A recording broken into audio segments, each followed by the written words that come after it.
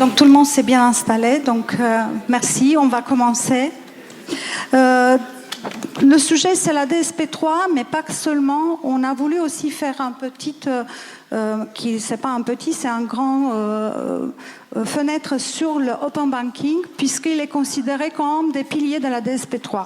Mais avant de passer la parole à nos intervenants, rappelons-nous un peu ce qui dit la directive qui a été publiée il y a 6 mois.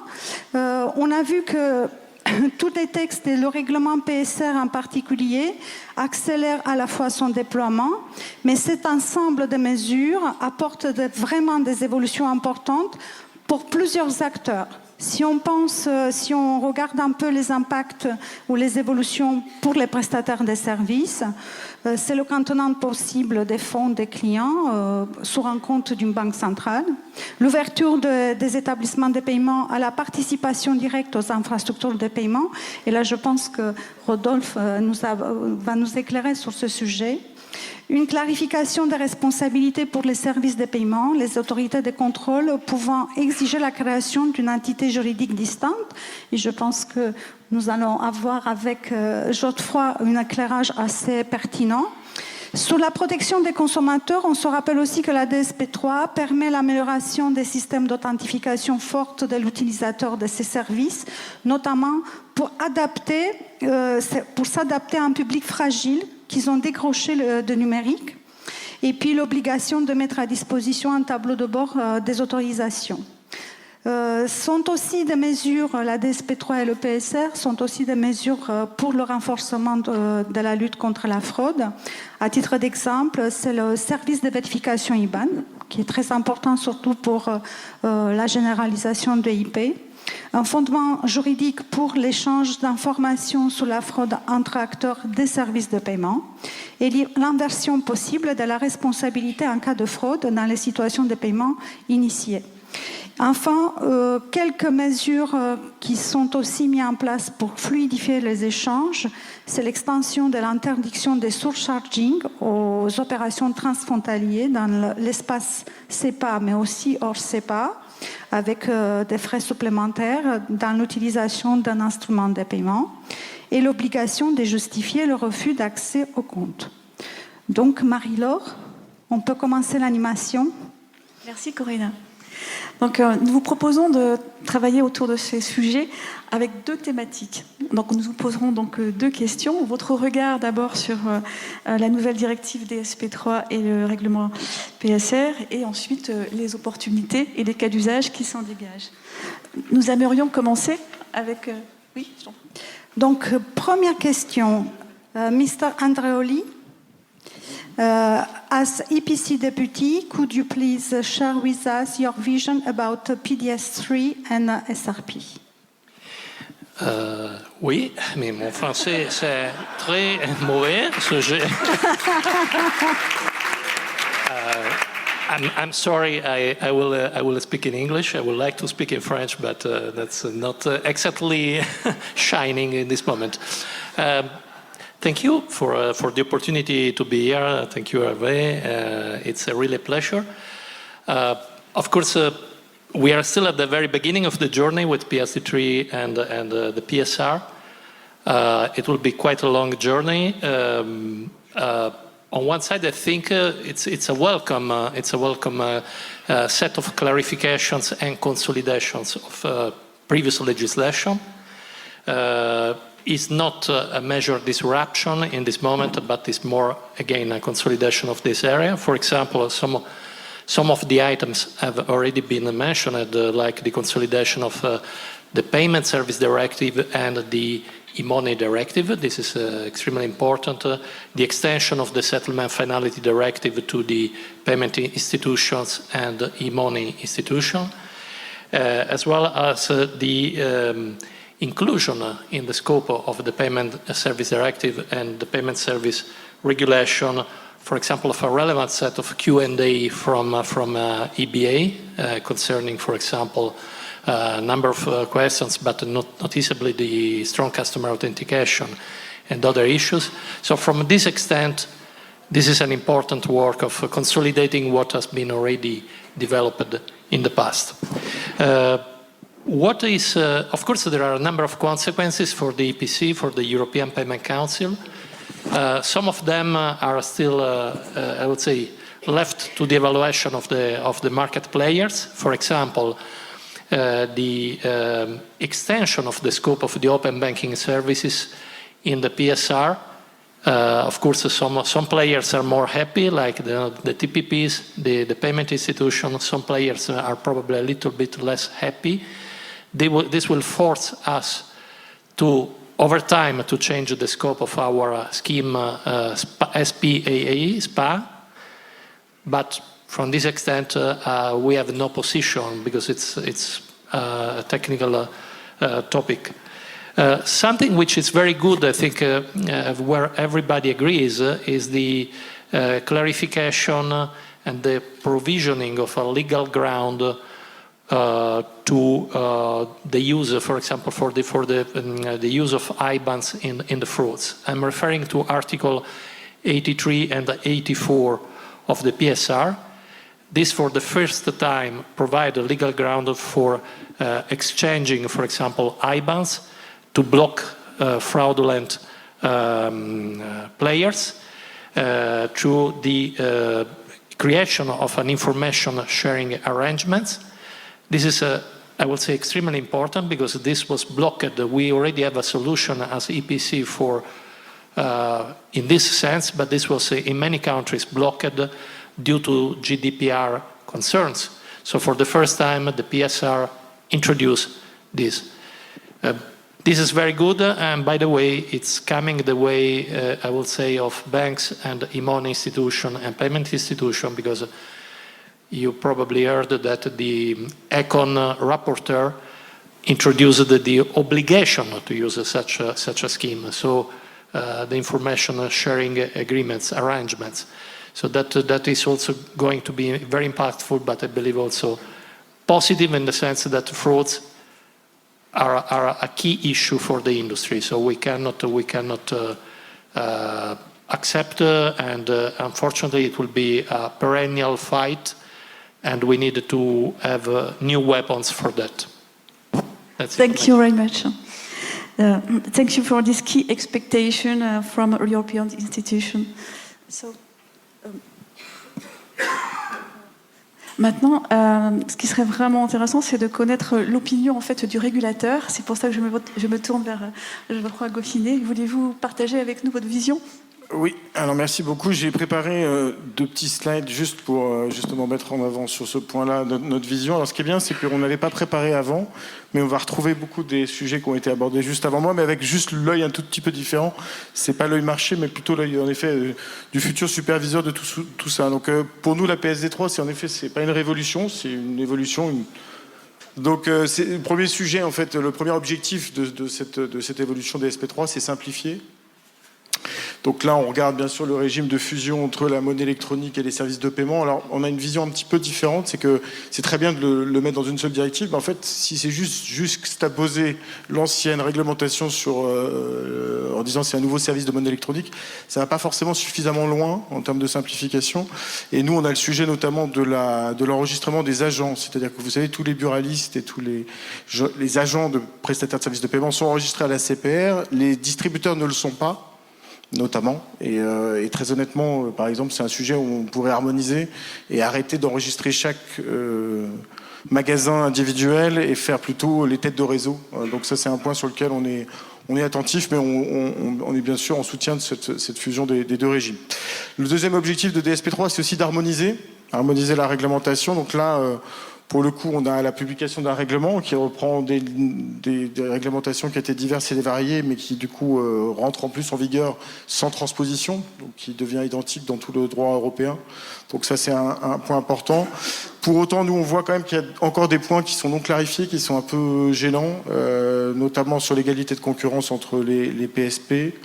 On a par exemple le méthode de calcul des fonds propres qui reste toujours un petit peu diverses interprétations entre autorités. On a le sujet aussi des passeports européens avec des schémas triangulaires qui sont quand même un peu aussi complexes à superviser. Donc ces points-là aussi, on sera, nous, en tout cas dans nos discussions sur ces sujets-là, enclin à vouloir clarifier un peu mieux les points et aller un peu plus loin dans cette harmonisation. Il y a aussi un volet renforcement de la protection des utilisateurs et la confiance dans les paiements. Ça, c'est un point important. Et en effet, c'est des règles. Du coup, il y a beaucoup de remous, je comprends, au niveau de l'industrie, de comprendre exactement quel va être l'impact de ces nouvelles règles sur les règles de responsabilité et la compatibilité de tout ça avec le fonctionnement existant. Il y a un volet assuré au PSP, un accès au système de paiement, ainsi qu'à la détention d'un compte bancaire. Donc ça, c'est un point important. Nous, notre point de vigilance, c'est qu'il ne faut pas bien entendu, qu'on affaiblisse la solidité des infrastructures de marché avec l'entrée de ces nouveaux acteurs. Et puis, on a aussi un point de vigilance sur comment on va concrètement, comment le mécanisme qui est prévu aujourd'hui de recours auprès de l'autorité compétente en cas de non-ouverture de compte et le suivi de toutes ces mesures-là va se mettre en place concrètement, parce que ça, pareil, c'est des impacts non négligeables. Un point aussi sur le renforcement des pouvoirs des autorités nationales compétentes et de la BE. La BE récupère un pouvoir en direct pour suspendre des activités quand on a des acteurs qui ne respectent plus les règles de protection de consommateurs. Sur ces sujets-là, on a un point de vigilance quand même sur le renforcement de toutes ces réglementations. C'est très bien, mais il faut que ce soit, que les différents statuts se coordonnent. Et ça, c'est pas toujours évident. Et on se rend compte aujourd'hui qu'on a de plus en plus d'acteurs qui sont multi-statuts, donc ils cumulent plusieurs statuts. Comme les statuts sont écrits différemment et que les requis ne sont pas toujours les mêmes, on a des petits soucis de mise en œuvre ensuite sur des acteurs qui cumulent, notamment dans le cadre de MICA, FIDA, le règlement sur le virement instantané aussi qui rajoute des éléments à toute cette réglementation. Donc c'est des points de vigilance sur le fait qu'au final on a quand même une application de règles qui soit possible et leur application notamment dans le cumul des statuts. Et puis j'avais fait un deuxième petit slide du coup sur plus la partie focus open banking, où là on reprend en effet l'idée qu'il y aura la génération de l'accès aux données via les API. Bon, ça c'est un point important. Je pense que le message maintenant est désormais bien passé, mais je crois qu'il y en a qui ont quelques récriminations encore sur le sujet, mais c'est le message en tout cas qui est clair.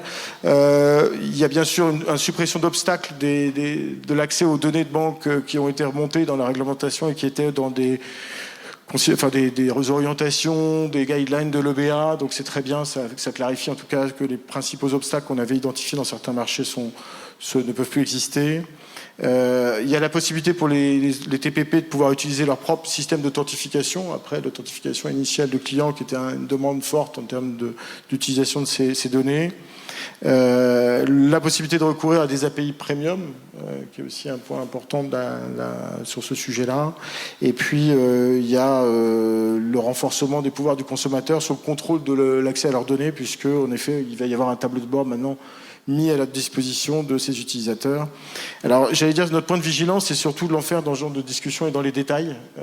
Et donc, c'est vrai que nous, on n'a pas de visibilité aujourd'hui sur la capacité de ces nouvelles règles à être mises en œuvre concrètement et de voir comment... Alors, on attend que le marché délivre sur ce point-là. On espère que les sujets d'API Premium vont se développer, qu'on aura des dashboards dignes de ce nom pour les consommateurs. Enfin, voilà, il y a tout un tas de sujets qui devront être suivis dans le cadre de leur mise en œuvre. Et ça, c'est un sujet, je pense, d'attention des autorités sur ce point-là. Voilà ce que je pouvais vous dire sur ces... Merci beaucoup de nous avoir expliqué ces éléments clés pour l'application de règlement et surtout comme la CPR se prépare et traite le sujet. En contrepoint, nous aimerons avoir l'avis de Rodolphe Meyer avec son rôle très important, en tout cas STET en tant qu'infrastructure de marché. Rodolphe, qu'est-ce que comment tu peux nous éclairer et comment vous, depuis ces 6 mois, vous appréhendez tout ce que la DSP3 apporte avec le PSR? Oui, déjà, bonjour à tous, merci pour l'invitation. Et donc là, je représente effectivement, on va dire, l'éléphant, la market infrastructure. Donc on est, j'imagine que tout le monde vous nous connaissez un petit peu, même si on est toujours discret, juste pour vous rappeler. On est l'organisme qui fait le clearing et le règlement de l'ensemble des opérations SEPA et cartes en France. On a un réseau d'autorisation carte aussi pour le compte de cartes bancaires, donc tout ce qui est switching. Mais on a aussi d'autres activités, Paylib, je vois Vincent qui est là. Donc c'est nous qui hébergeons le database proxy de Paylib. Donc voilà, donc on a des services qui sont très très critiques, très sécurisés, très supervisés. Et donc voilà, donc on est très vigilants sur tous ces sujets-là.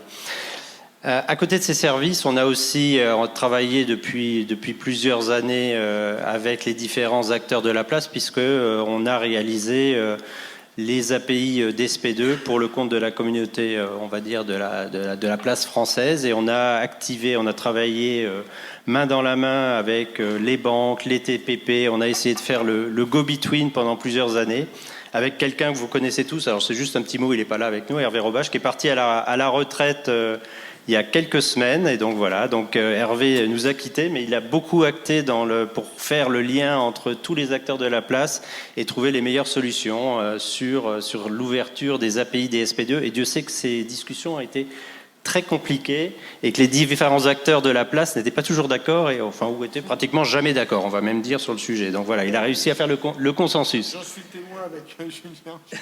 Donc voilà, donc on a quand même réussi à délivrer ces API d'ISP2, donc ça c'est quand même, je pense, un beau succès pour la place et pour tout le monde. Ça fonctionne, ça démarre, voilà. Donc j'imagine que Fanny aura sans doute plein de choses à dire sur le sujet des API d'ISP2. Nous, dans notre rôle, on va continuer, bien entendu, à maintenir ces API, et puis on va regarder rapidement, quand on aura plus de précision sur la DSP3, aux évolutions qu'on pourra mettre en œuvre ou qu'il faudra mettre en œuvre dans le cadre de la DSP3 sur ces API pour permettre leur évolution dans le futur. Donc voilà, on va continuer à travailler sur ces sujets-là. Donc je veux dire que c'est plutôt du business as usual sur ce sujet-là. Le sujet qui nous inquiète plus, et tu l'as bien cité tout à l'heure, c'est l'ouverture des systèmes de paiement à de nouveaux acteurs. Et là, je dirais qu'on a deux sujets principaux chez nous, chez STET. Alors, sur le réseau d'autorisation, c'est déjà le cas aujourd'hui. Le réseau d'autorisation, il est ouvert à plein d'acteurs sur la place. Tout le monde peut faire de l'autorisation carte. Voilà, donc ça, c'est pas de problématique majeure là-dessus. Sur notre système d'instant payment, on va dire qu'on n'a pas non plus de vraies problématiques, puisque sur les systèmes d'instant payment, on n'a pas vraiment de risque financier, ni de risque de crédit, ni de risque de liquidité, puisque l'ensemble des opérations sont prépayées avant de pouvoir être échangé. Donc si un acteur n'a plus d'argent, il n'échange plus de SCT-INS, donc il n'y a plus d'échange de SCT-INS qui s'effectue sur le système. Et donc on n'a pas de soucis majeurs sur l'ouverture. Ça va accroître le nombre de participants au système. Il y aura sûrement des nouveaux services que les banques ou que certains acteurs de la place pourront proposer à des petits acteurs, à des établissements pour pouvoir accéder directement au système d'instant payment. Enfin voilà, donc il n'y a pas de problématique particulière là-dessus. Notre souci ou on va dire notre vigilance, elle est la même que la tienne. C'est l'ouverture du système de paiement core, donc de notre système principal de règlement, donc de l'ensemble de nos opérations interbancaires en France, donc d'échange, de règlement des opérations SEPA, des opérations cartes, des chèques encore, on a encore quelques chèques quand même. Donc on processe quand même, juste pour vous rappeler quelques chiffres, on est quand même à 16 milliards d'opérations à l'année, donc c'est quand même important. Je ne vous parle pas des montants qui sont échangés, et sur certaines échéances critiques et des jours critiques de paiement de pensions, CNAV et autres, on arrive à des journées où on a des débits ou des crédits qui dépassent largement les 6-7 milliards d'euros, donc on est quand même sur des montants qui sont très importants. Ce système, dans le cadre de ce système, on est supervisé, bien entendu, par la Banque de France, par le gouvernement, puisqu'on est un système d'importance vitale, mais surtout par la BCE. Et dans ce cadre-là, on a été qualifié de SIPS, de système d'importance systémique. Et dans ce cadre-là, on est aussi soucieux de garantir la solidité du système en termes d'échange et de règlement. Et donc l'ouverture à des nouveaux acteurs qui, alors je ne vais pas dire qu'ils seront potentiellement moins robustes ou moins sécurisés que nos institutions de crédit, nous pose un vrai questionnement sur la façon dont on va pouvoir les intégrer dans notre système sans prendre de risques et sans faire courir de risques à notre système et aux différents participants du système. Donc ça, on a déjà commencé à en parler à notre surveillant. On va continuer à travailler sur ce sujet-là, et sur ce point-là, je pense qu'il va falloir qu'on regarde très en détail quelles seront les règles qui seront appliquées pour ouvrir notre système ou pour ouvrir le système à ces nouveaux acteurs sans augmenter les risques liés au crédit, à la risque de crédit ou de liquidité sur notre système. Donc ça, c'est vraiment un souci et c'est vraiment un point sur lequel il faudra être très très vigilant. Voilà. Merci beaucoup de votre éclairage. Ce sont des éléments structurants pour la fluidité et l'harmonisation des échanges. Les établissements bancaires ont eux aussi une position cruciale dans le paysage de l'open banking. J'aimerais me tourner vers Madame Verne pour avoir votre avis sur la DSP3 et l'open banking. Merci beaucoup. Bonjour à tous. Je suis ravie d'être à cette table. Tout comme mes collègues l'ont dit et comme Geoffroy l'a précisé, on est convaincu que la DSP3, c'est une avancée qui va dans la même intention que la DSP2, c'est-à-dire une libéralisation du marché, faire en sorte que les règles du jeu entre les différents acteurs soient améliorées, uniformisées, harmonisées, tout en continuant à sécuriser le dispositif. Donc je suis complètement d'accord sur la partie système de paiement, accès au système de paiement, donc je ne reviendrai pas sur ce point. Je voudrais quand même citer ce qui pour nous est aussi des améliorations significatives au-delà du droit au compte et de l'accès direct au système de paiement. Il y a aussi le fait qu'on a un meilleur contrôle au niveau des agents des établissements de paiement et des établissements de monnaie électronique, un meilleur encadrement avec la mise en place d'un contrôle, d'un contact centralisé dans un pays donné pour un agent, ou encore une meilleure coordination des agents en cas de problème majeur dans les différents pays d'un État membre. Mais il y a aussi des sujets qui nous soucient. On sait qu'il y a plus de 500 amendements qui ont été déposés par les parlementaires. Et là, moi, je vais vous parler aussi avec la casquette que j'ai à la Société Générale dans le cadre du développement commercial qu'on fait avec les acteurs de paiement. Quand on développe du business avec des acteurs de paiement et qu'on ouvre un compte pour des acteurs de paiement, on sait à quel point le sujet est sensible en termes de conformité. Dès lors, en fait, que la réglementation libéralise et permet l'intervention de plusieurs intervenants sur la chaîne de paiement, sur la chaîne des flux, il est très important que chaque acteur fasse son travail en termes de vérification du contrôle, pas de blanchiment d'argent, pas de financement de terrorisme, on a les sanctions embargo. Donc chaque acteur doit faire ses diligences et au meilleur niveau pour qu'on soit confortable et encore une fois dans l'objectif de sécuriser le client final. On sait que ce dispositif de conformité, il est complexe, on sait qu'il est très exigeant. Et moi, la crainte que j'ai par rapport aujourd'hui à ce que la DSP3 impose par rapport au droit au compte, c'est la question sur notre liberté contractuelle. C'est-à-dire qu'aujourd'hui, je peux refuser, en fonction de mon appétit risque, je peux refuser une ouverture de compte. Demain, dans le cadre de la DSP3, je trouve que les conditions qui ont été posées par la DSP3 pour refuser une ouverture de compte à un établissement de paiement, à un établissement de monnaie électronique, sont très restrictives. Et du coup, moi, je m'interroge sur la robustesse de notre système, sur le risque qu'on fait porter aux banques. Et là, moi, je suis une banque que je considère équipée pour accueillir les établissements de paiement. D'autres banques ne le sont pas. Je pense aux banques privées ou banques en ligne, en fait, qui n'ont pas l'habitude d'ouvrir des comptes pour ce type d'acteurs. Et je pense également, je me pose la question, au sein des différents États membres de l'Union européenne, on a le cas particulier de l'Allemagne où les exigences BaFin vont très loin. Et aujourd'hui, nombre de banques préfèrent ne plus ouvrir de compte pour les établissements de paiement parce qu'elles n'ont pas les moyens de répondre aux exigences de la BaFin. Donc là, je trouve qu'il y a comme des injonctions contradictoires. En tout cas, en l'état actuel, si on ne redonne pas cette liberté contractuelle aux banques, je crains en fait qu'on ait des difficultés en termes de conformité et qu'on fasse porter un risque de réputation fort aux banques. Merci Perrine pour ces éléments clés de compréhension de la mutation du métier des banques dans l'avènement de l'open banking. Et bien sûr, quand on parle de l'open banking, cela signifie avec l'ouverture et le dialogue avec de nouveaux acteurs comme les fintechs. C'est pour ça que je me retourne vers Fanny. En tant que CEO de Fintecture, penses-toi que la DSP3 va simplifier les processus, les activités des fintech auprès des régulateurs ou des superviseurs.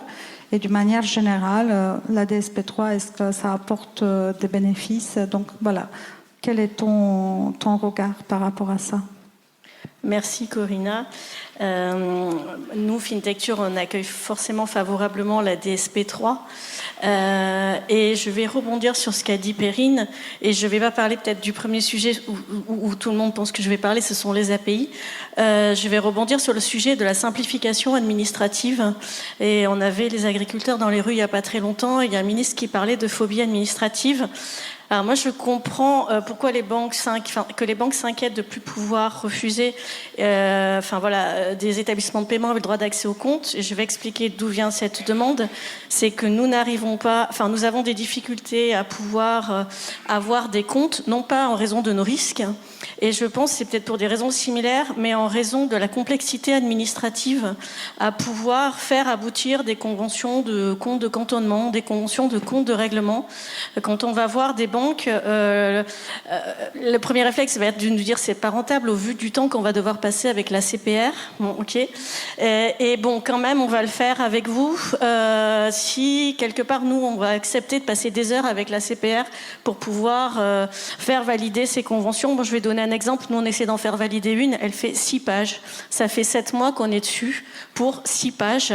Donc, on espère avec la DSP3 avoir cette simplification administrative. Alors, je ne sais pas si la solution, c'est de dire il faut qu'il y ait un droit au compte, mais en tout cas, la solution, c'est d'harmoniser les règles, de rendre tout ça plus simple, d'avoir une réactivité de la CPR, désolée de le dire, voilà, qu'il n'y ait pas des jeux non plus. Je vais parler concrètement parce que moi, je suis dans le business avec le fameux délai de 3 mois où on nous dit que le régulateur, il a 3 mois pour répondre et au bout de 2 mois et 3 semaines, il nous pose une petite question et hop, ça fait repartir le délai de 3 mois et donc on va voir la banque pour répondre à la petite question et puis au bout de 2, pareil, ça repart 2 mois, 3 semaines. On a une deuxième petite question, 7 mois après, on y est encore.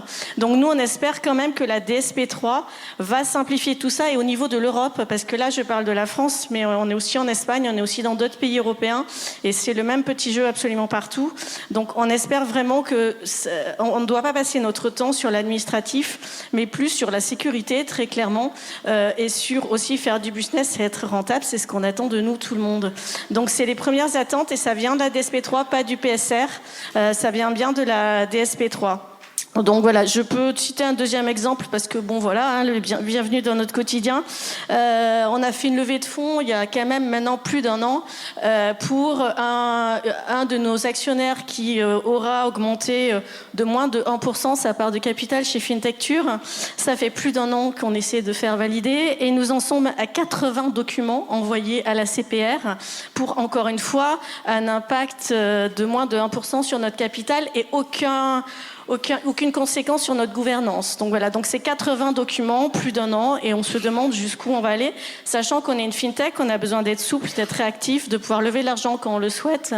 Et donc voilà, et donc ça c'est quand même très lourd au quotidien, et avec la DSP3, on espère quand même, on a aussi beaucoup la CPR par ailleurs, mais voilà, on espère que ça ira beaucoup mieux, parce que c'est le quotidien, et la CPR, encore une fois, c'est un régulateur qu'on apprécie, et c'est pas forcément mieux, je tiens à le dire, en dehors de la France.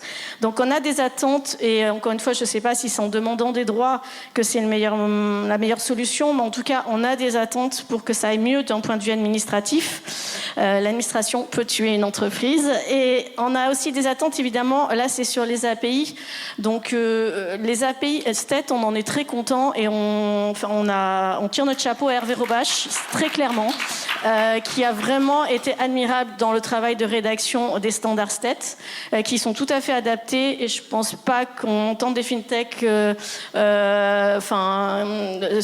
plaindre des standards en tant que tels. Donc on est très content des standards STET. Donc les standards STET sont tout à fait adaptés au marché français. Les API sur l'agrégation des comptes, on en est aussi content très globalement. Donc merci aux banques. Voilà, dans plus de 95% des cas, ça fonctionne. On a plus de difficultés à l'heure actuelle sur tout ce qui est initiation de paiement. Donc voilà. Et accessoirement, j'arrêterai, mais désolé, je tiens à le dire, on est favorable aux API. Et donc dans la DSP3 et le PSR, il y a normalement il y a une forte incitation pour les banques à développer des API. Et on manque d'API en France. Il y a encore certaines banques qui ne nous proposent pas d'API. Désolé, j'ai été trop longue. Merci. Merci beaucoup, Madame Rodriguez. Merci pour Hervé. Merci pour Hervé. Je lui passerai le message. Vraiment, merci pour Hervé. J'ai pas payé, hein, promis. C'est pas moi qui investis 1% hein, chez eux, promis. Hein. En tout cas, vous avez parfaitement illustré l'ouverture à l'innovation que vous espérez à travers cette directive, voilà, et avec les simplifications attendues. Maintenant, Monsieur Braun, donc, est-ce pour vous une formidable opportunité Alors, oui, évidemment. Donc, moi, je suis le start-upper du panel. Et contrairement à vous tous, je viens du marché des médias digitaux. Et le marché des médias digitaux, il s'est ouvert aux API il y a une quinzaine d'années. Et effectivement, quand les API et l'usage des API pour acheter des médias a commencé à se développer, eh ben, il fallait mettre les annonceurs, les médias d'accord, et il fallait un tiers de confiance au milieu pour pouvoir développer des services à valeur ajoutée du business. Et au début, chacun avait un peu développé son tiers de confiance. Publicis savait développer le sien, Havas savait développer le sien, Omnicom pareil. Et à la fin, tout le monde était chez Google. Pardon de le dire, mais il n'y a plus aucun, ce que ça s'appelle un ad server sur le marché, à part quelques-uns sur des marchés périphériques. Et donc, la réflexion, c'est celle-là. Elle consiste à dire, avec l'ouverture des API et avec le développement justement de ces nouvelles fonctionnalités, ces nouvelles règles, il va falloir un espèce de middleman qui va mettre tout le monde d'accord pour garantir que les règles sont respectées, garantir que les permissions et l'utilisation des données qui sont faites sont respectées et garantir les ordres, les preuves et la sécurité des scénarios transactionnels. Et donc, c'est ce qu'on se propose de faire avec Carmentis. Et comme le temps et la technologie a un peu évolué, on se dit que la partie de Google, elle va être jouée par Visa ou par d'autres mastodontes type GAFA, et que nous, on va jouer une partie beaucoup plus décentralisée et open source. Et donc, on voit d'un œil très favorable, effectivement, les nouvelles règles de DSP3 qui... ce permission dashboard, qui a les responsabilités, qui vont nous permettre effectivement de proposer des services à des gens qui veulent développer des scénarios de paiement, donc des services de gestion de preuves, d'ordre et de scénarios transactionnels. Merci beaucoup, Julien. Ça nous permet de clôturer cette première partie de notre table ronde et de passer à la deuxième thématique, où on va parler peut-être plus autour des opportunités et cas d'usage qui s'ouvrent avec l'open banking, puisqu'on a compris que la DSP3 apporte beaucoup d'espoir, beaucoup d'opportunités. Il y a quelques freins, mais l'open banking étant un des piliers de la DSP3, j'aimerais bien échanger ensemble sur les opportunités qui s'ouvrent en fonction de vos préoccupations respectives. Et je me retourne vers Rodolphe. Chestet, quelle est ta vision et quelles sont les stratégies au fait d'Estet sur l'open banking et les cas d'usage associés? Alors, je ne vais pas tellement parler de l'open banking, mais par contre, je vais rebondir sur 2-3 autres sujets, enfin sur un autre sujet en particulier. Et je pense qu'effectivement, les sujets de lutte contre la fraude et le fait qu'on puisse aujourd'hui partager de façon plus facile ou qu'on pourra partager de façon plus aisée les cas de fraude sur des IBAN, je pense que c'est clé. Pour rien vous cacher, on se bat depuis 2 ans, 3 ans, peut-être même un peu plus avec nos amis banquiers pour essayer de faire des tests, des proof of concept, de la lutte contre la fraude sur le CEPA, et on est toujours coincé par des problèmes de GDPR, de partage de données, d'utilisation de données, etc. Alors que pour nous, la fraude, c'est quand même quelque chose qu'il faut arrêter le plus rapidement possible. Et donc il y a quand même donc voilà. Donc là, je pense que ça va faciliter ces sujets-là, l'ouverture. On est quand même dans une place, nous, centralisée, donc on a la vision quand même de pratiquement tous les paiements, hein, que ce soit les paiements CEPA ou autres. Et donc on a une vision globale de ce qui se passe. On a les outils de scoring, hein, comme vous le savez, on fait la lutte contre la fraude sur la carte de façon très efficace, hein. Julien est sorti de la salle, mais il le sait bien. Sur la carte, on fait du temps réel avec carte bancaire. On fait la lutte contre la fraude et le frictionless avec carte bancaire aussi sur tout ce qui est paiement e-commerce. On travaille beaucoup sur la lutte contre la fraude sur le CEPA. Donc voilà, tous ces sujets-là, c'est indispensable. On est un acteur central. On a une vision centrale. on ne bloque pas les transactions, mais on aide les établissements bancaires qui sont autour de la table et qui connaissent le KYC de leurs utilisateurs, de leurs clients, et qui utilisent les données ou les informations ou les scorings qu'on peut leur donner pour pouvoir décider d'accepter ou de refuser des transactions. Donc je pense qu'on a un rôle majeur là-dessus et j'espère qu'on pourra étendre les services là-dessus de façon très importante.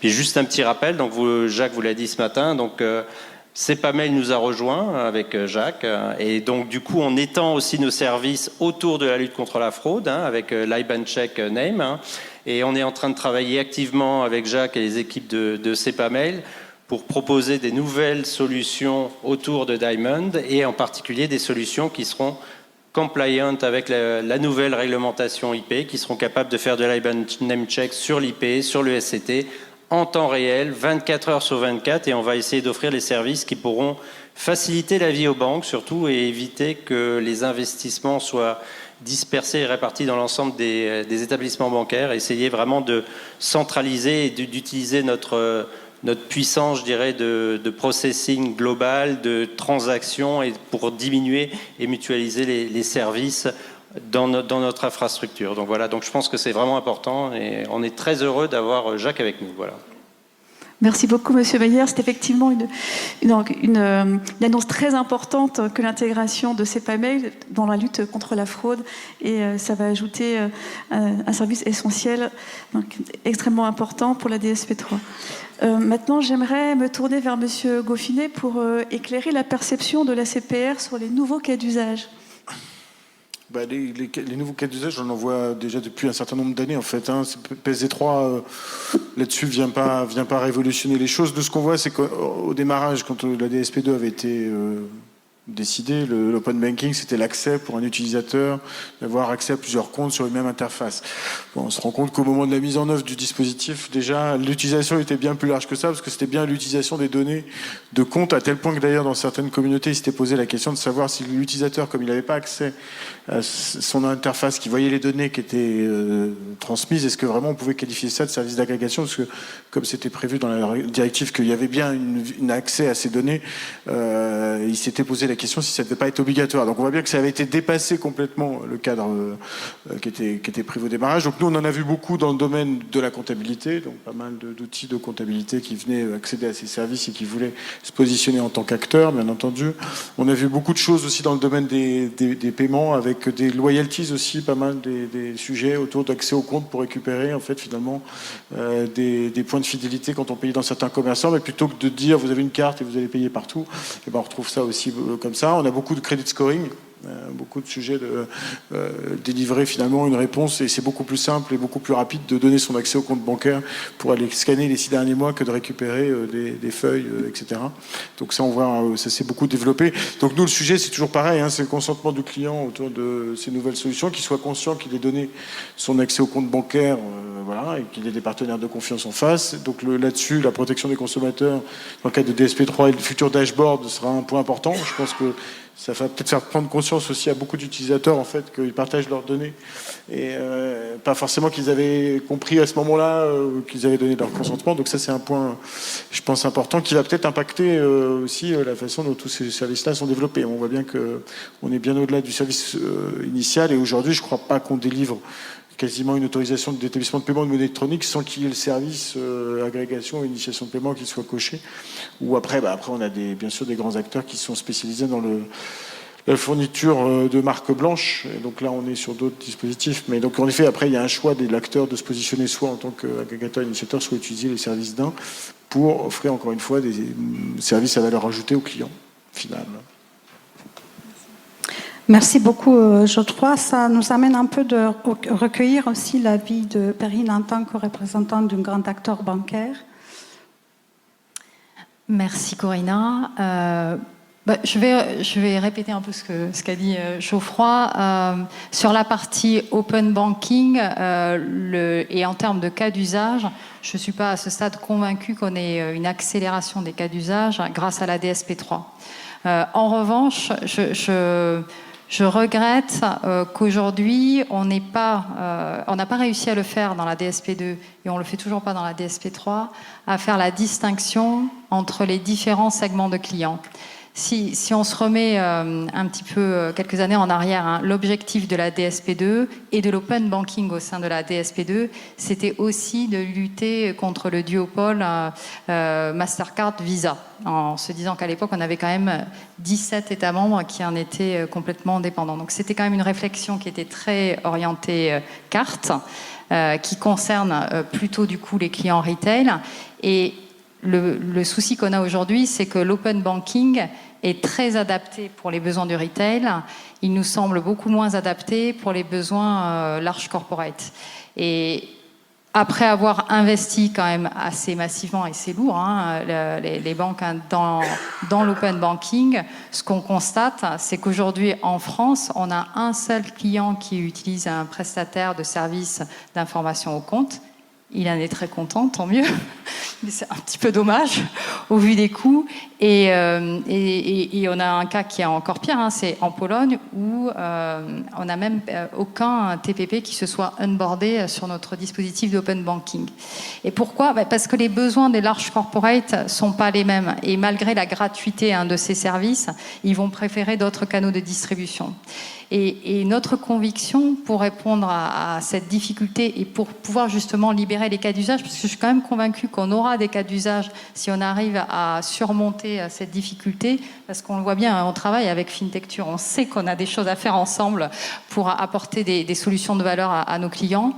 Il faut vraiment que là-dessus, on passe plutôt par une contractualisation tripartite entre le TPP, le client corporate et la banque. Et on pense que ça amènera bien davantage de valeur et d'efficacité.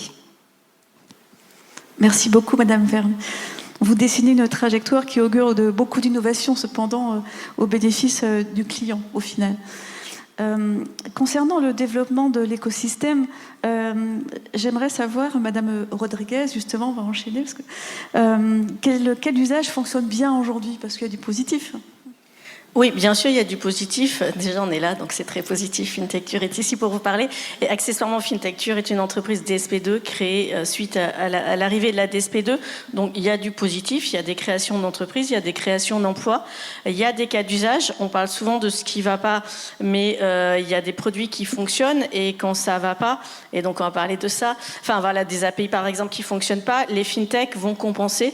Elles ne vont pas expliquer forcément comment, pour faire en sorte que le produit final il fonctionne. Par exemple, FinTecture, on ne cache pas qu'on a des agréments PIS-AIS et quand ça ne fonctionne pas bien sur les API, on a aussi l'agrément établissement paiement, on peut détenir des comptes et donc on va faire du virement tout simplement et pas de l'initiation de virement pour faire en sorte que pour le commerçant qui utilise le paiement par virement, ça fonctionne dans tous les cas.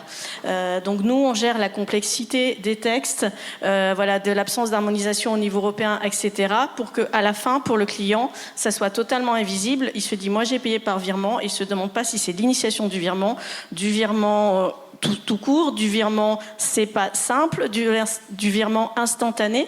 En fait, peu importe, lui il voit juste que ça fonctionne et nous on va gérer la complexité. Et avec les textes quand même qui vont dans le sens d'une amélioration, et aussi l'avantage de la DSP3 et du PSR, c'est qu'ils sont un peu plus précis parce qu'il y a eu beaucoup d'incompréhension sur comment s'appliquer la DSP2 en France et en Europe. Avec plus de précision, on va pouvoir aller plus loin dans le développement commercial. Je tiens peut-être à ajouter un mot aussi sur FinTecture est très attachée à la lutte contre la fraude et nous, on est très favorable aux dispositions qu'il y a dans le PSR sur le partage d'informations entre acteurs régulés en matière de lutte contre la fraude.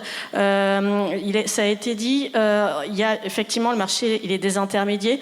Il y a des établissements de paiement, des établissements de crédit, voilà, c'est des intermédiaires, mais chaque acteur est régulé et chaque acteur voit passer certaines choses en matière de fraude et il est très frustrant de voir certaines choses et de ne pas avoir l'autorisation, parce que le GDPR nous empêche, de transmettre ces données-là à d'autres établissements. Je ne vous cache pas que des fois on prend l'initiative, moi j'ai vu passer il y a 2 jours, d'envoyer un mail à la banque, on a le droit, on n'a pas le droit, peu importe, et on lui dit voilà, on a 10 IBAN frauduleux, nous on les a détectés, on ne sait pas si on a le droit ou pas, mais sinon il y a des victimes derrière, donc on cache, on fait ce qu'il faut, on fait ce qu'il faut, mais à un moment donné, il y a quand même des victimes, il y a des entreprises qui sont victimes, voilà, etc. Et voir des schémas de fraude et pas pouvoir communiquer, ça protège le fraudeur. Donc on le fait de manière totalement légale, on s'arrange pour que l'email soit parfait, etc. Mais ça devrait être beaucoup plus simple, et donc voilà. Donc si on peut partager ça de manière plus simple entre acteurs régulés, je pense que ça serait satisfaisant pour tous. Et dans le PSR, il y a des dispositions en ce sens. Merci Fanny pour cet éclairage, c'est très concret. Monsieur Julien, en tant que start-upper, parce qu'on a compris que c'est un petit start-up, comment envisagez-vous de profiter de toutes ces opportunités qui s'ouvrent? Parce qu'on comprend bien qu'avec la DSP3 et le pilier Open Banking, il y a beaucoup d'opportunités. Merci. Donc effectivement, il y a l'opportunité, il n'y a rien de nouveau sous le soleil, c'est la digitalisation et l'automatisation des processus. Et le problème, enfin la demande la plus forte aujourd'hui, elle vient sur un problème basique, c'est l'invoicing. Donc c'est comment lier un contrat ou un devis qui vient d'un système métier, une facture qui devient digitale et un paiement. Et le réconcilier comptablement avec une possibilité de donner des informations plus ou moins documentées ou même complètement documentées à un auditeur. Voilà. Donc ça, c'est un problème tout bête, mais à l'échelle de la planète, il est monstrueux. Et voilà. Donc ça nous occupe beaucoup aujourd'hui. Et le deuxième gros sujet qui nous occupe, c'est tout ce qui est transactions multiparties. Transaction multipartie, il y a un scénario qui est très, sur lequel on travaille, qui est celui du cash collection pour des mauvaises dettes. Et en fait, avec les nouvelles réglementations, les acteurs sont obligés de céder leurs dettes. Et donc, si vous avez 3 jours de retard sur votre paiement CTLM, on ne sait plus qui il faut payer, comment, quoi. Et donc ça, c'est un processus multipartie, transactionnel, avec des preuves, des ordres, et qui fait appel à des autorisations de paiement et de comptes bancaires. Voilà, l'avis à tiers détenteur ou la vente en état futur d'achèvement, ce genre de choses, c'est des processus complexes qui ont besoin de se digitaliser parce que les consommateurs se digitalisent, et c'est des services à valeur ajoutée. Voilà, c'est ça, ce genre de scénario qui nous intéresse, et pour lesquels, effectivement, DSP3 va nous permettre d'amener de la fluidité et de la digitalisation. Merci beaucoup Julien. Donc nous arrivons à la fin de notre table ronde, et sur les dernières minutes qui nous restent, on souhaiterait avoir de la part de chacun un petit mot de clôture.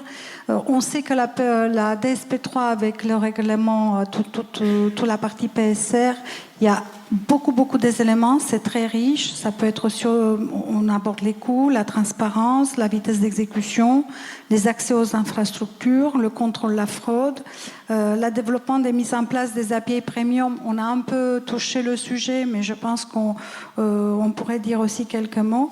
So Giorgio, would you like to close the panel with a few words on your current concerning of DSP3? We are not particularly concerned about the present text. The problem is can be introduced then later during the interinstitutional dialogue, and we don't know what can happen. Just as an example, yesterday the instant payment regulation has been approved in plenary by the Parliament. You may be aware that at the very later stage, I think Eric de Colombier is not here anymore, but so I can speak. But at the very latest stage of the trilogue, basically some small changes were introduced in the text. Unfortunately, those small changes is basically one sentence in the Article 5 actually risk to make our scheme rule book obsolete, or maybe that we need to introduce some important changes to cope with some unprecedented risk. So the risk now is not so much in the present legislative framework, but what can be introduced, because sometimes in the dialogue, in the interinstitutional dialogue, there is a temptation to enter into some details, not just describing what has to be done, but also the way it has to be done. And of course, this is extremely risky when talking about very technical, very complex topics like what we are talking about. Thank you very much, Mr. Andreoli. Your concerns are clear. Thank you.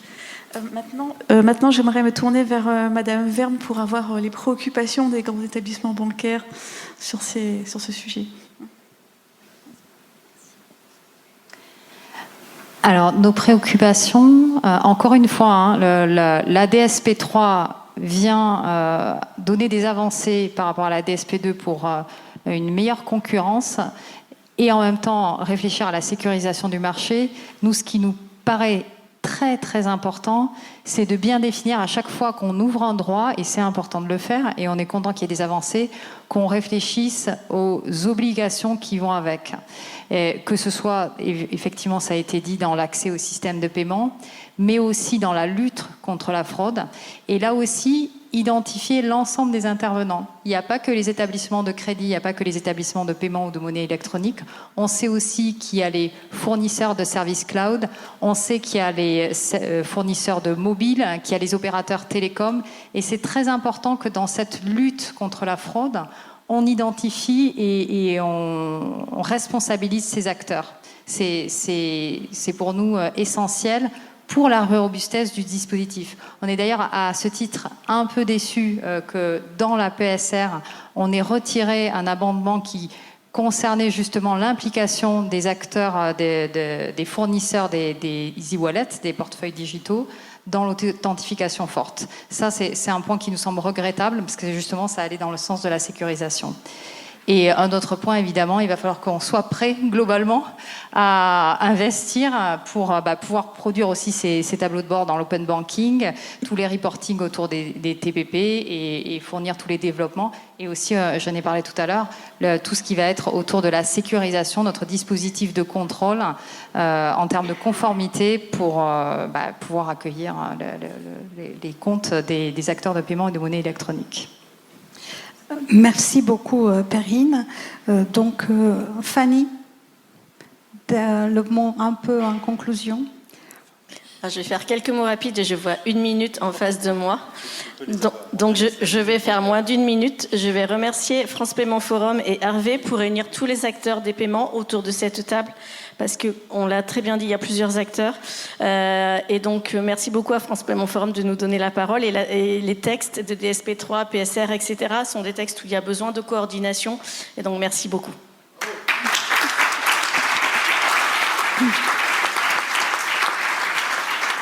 Merci beaucoup, Fanny. Je crois que nous sommes nombreux à partager. Non, mais je pense qu'on peut aussi laisser peut-être Julien. Ah non, c'est Julien qui avait peut-être un dernier mot.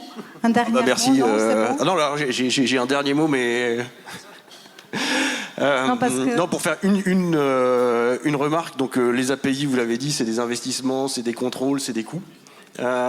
Aujourd'hui, elles sont gratuites. Mais il n'est pas interdit, j'imagine, d'y ajouter des services à valeur ajoutée et donc de les facturer à la consommation.